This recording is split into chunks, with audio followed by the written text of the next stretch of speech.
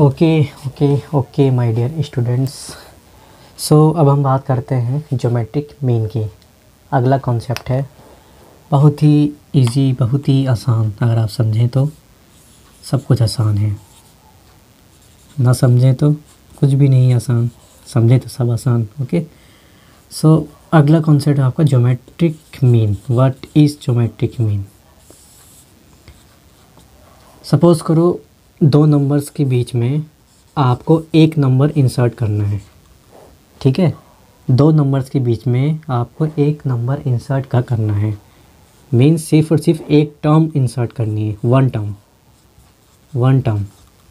ठीक है, जिससे कि ये तीनों नंबर्स क्या हो जाएं, आपकी जीपी में हो जाए, ये पूरा सीक्वेंस आपका जीपी में हो जाए। ओके, सो ये जो आपका जी होता है ना, ये आपका होता है geometric mean. Geometric mean. So my dear students, आपको कॉमन रेशियो फाइंड करना तो आता ही है। ठीक है, क्या होता है common ratio? Second term upon first term, G upon A is equal to third term upon second term, B upon G. तो यहाँ से निकल कर आता है G square is equal to A B which is equal to G is equal to under root A B. ठीक है, सो ये जी जो आपका है, ये आपका ज्योमेट्रिक मीन होता है। ज्योमेट्रिक मीन, सही है। अब अगर आपको एक क्वेश्चन में यहाँ पर दूँ कि, तो क्वेश्चन है आपका कि find a number between 1 and 4 so that the resulting sequence is in GP, so that the resulting sequence is in GP। सो अगर आपने ज्योमेट्रिक मीन का कॉन्सेप्ट समझ लिया है तो ये क्वेश्चन आप आराम से कर लेंगे सॉल्व। इसमें क्या था, दो नंबर्स के बीच में अगर हमको एक टर्म इंसर्ट करना है, ठीक है, तो वो हमारा क्या आएगा, G is equal to under root A B. और वो कैसे आया मैंने आपको समझा दिया। ये जी आपका क्या होता है, geometric mean. So using common ratio method, second term upon first term is equal to third term upon second term. तो यहाँ से आपका ज्योमेट्रिक मीन आ गया। अब इस मेथड के थ्रू, इस कॉन्सेप्ट के थ्रू हम यहाँ पे फाइंड करते हैं कि 1 and 4 के बीच में एक नंबर ऐसा हमने इंसर्ट किया, ठीक है, जिससे कि हमको क्या यहाँ पे मिल जाए, ये आपका रिजल्टिंग सीक्वेंस जीपी में मिल जाए। तो हमको ये जी की वैल्यू फाइंड करनी है। ओके, सो ये जी की वैल्यू फाइंड करने के लिए देखो क्या फॉर्मूला था हमारा, G is equal to root A B. हमारे पास यहाँ पर ए क्या है, ए 1 है, बी 4 है। So G is equal to root A B, therefore 1 into 4, so G is equal to root 4 which is equal to 2। ठीक है, तो ये वैल्यू, ये नंबर जो हमने 1 और 4 के बीच में इंसर्ट किया है, इसकी वैल्यू क्या है, इसकी वैल्यू हमारी 2 है। ठीक है, तो ये भी आपका जीपी में ही है। ये सीक्वेंस आपका क्या है, जीपी में है। कैसे कैसे कैसे देखो,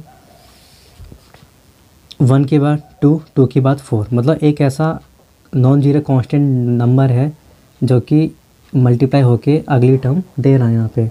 तो 1 2 जा 2, 2 2 जा 4, तो बीच में यहाँ पर कौन सा नंबर आना था, 2 ही आना था। सो अब हम बात करते हैं बहुत ही इंपॉर्टेंट कॉन्सेप्ट की। अब अगर क्वेश्चन आपका ये आ जाए कि मान लीजिए कि नहीं दो नंबर्स के बीच में एक से ज़्यादा टर्म्स को इंसर्ट करना है, मान लो कि 3 टर्म्स को इंसर्ट करना है, या 4 टर्म्स को इंसर्ट करना है, या 5 टर्म्स को इंसर्ट करना है, तो उसके लिए क्या कॉन्सेप्ट होता है। तो अब हम उसको समझते हैं, इसको नोट कर लीजिए। सो नेक्स्ट कॉन्सेप्ट की बात हम करते हैं। जैसा कि मैंने आपसे कहा था कि अब अगर किसी दो नंबर्स के बीच में n नंबर्स इंसर्ट करने हों, ठीक है, मान लो कि n नंबर्स आपके क्या क्या हो सकते हैं, 3 नंबर्स या 4 नंबर्स या 5 नंबर्स। ठीक है, तो ऐसे क्वेश्चंस को हम कैसे सॉल्व करें। So insertion of n numbers between 2 numbers to make resulting sequence is a GP. जो आपका n नंबर्स को हम इंसर्ट करेंगे ना किन्हीं दो नंबर्स के बीच में, तो वो सीक्वेंस आपका जीपी में आना चाहिए, और वो होगा ही होगा, वो सीक्वेंस आपका जीपी में होगा ही होगा। ठीक है, सो अब बात करते हैं question insert 3 numbers between 1 and 256 so that resulting sequence is a GP. So let, हम यहाँ पे 3 numbers को पहले लेट करेंगे. let the 3 numbers be G1 G2 G3. ठीक है, तो 1 और 256 के बीच में 3 नंबर्स को हमने क्या किया, इंसर्ट किया. ठीक है, तो फर्स्ट नंबर हमारा G1, second G2 and third number आपका G3. सो 1 और 256 के बीच में हमने क्या किया है, 3 नंबर्स को यहाँ पर इंसर्ट किया है. ओके, तो अब देखो यहाँ पर total number of the terms कितनी है. टोटल टर्म्स हमारे पास यहाँ पर कितनी है, 5 है. ठीक है, ये 3 नंबर्स वो हैं जो कि हमने यहाँ पर इंसर्ट किए हैं. ठीक है, और एक ये टर्म और एक ये टर्म, तो 3 + 1 + 1 5 टर्म्स हो गई टोटल. ठीक है, अब ये हमारी कौन सी टर्म है, ये हमारी A5th टर्म है. ठीक है, तो A5 will be equal to, अब यहाँ पे general term of the GP का फॉर्मूला लगा दो, A × R⁴. ठीक है, अब यहाँ से देखो ये आपकी क्या है, फर्स्ट टर्म है और यहाँ पर आप R की वैल्यू फाइंड कर सकते हो. सो A5 की वैल्यू 256, तो 256 is equal to A, first term आपकी कितनी है, 1 है, और R⁴. So R⁴ will be equal to 256. ठीक है, तो यहाँ से R इज इक्वल टू क्या आ जाएगा, 4. ठीक, देखो 4 4 16, 16 4 64 एंड 64 × 4 256. ठीक, अब देखो यहाँ पर आपका R का वैल्यू -4 भी आ सकता है. ठीक है, अब देखो -4 इट मीन्स -4⁴ तो भी आपका प्लस का 256 ही आएगा. लेकिन हम -4 यहाँ पे क्यों नहीं लेंगे, क्योंकि हमें 2 पॉजिटिव नंबर्स के बीच में पॉजिटिव नंबर्स ही तो हमको यहाँ पर इंसर्ट करना होगा. देखो जाहिर सी बात है, ये तो जेन्युइन सी बात है कि 2 पॉजिटिव नंबर्स के बीच में कोई पॉजिटिव नंबर ही तो ऐड होगा, यानी कि इंसर्ट होगा, कोई नेगेटिव नंबर तो नहीं आ जाएगा.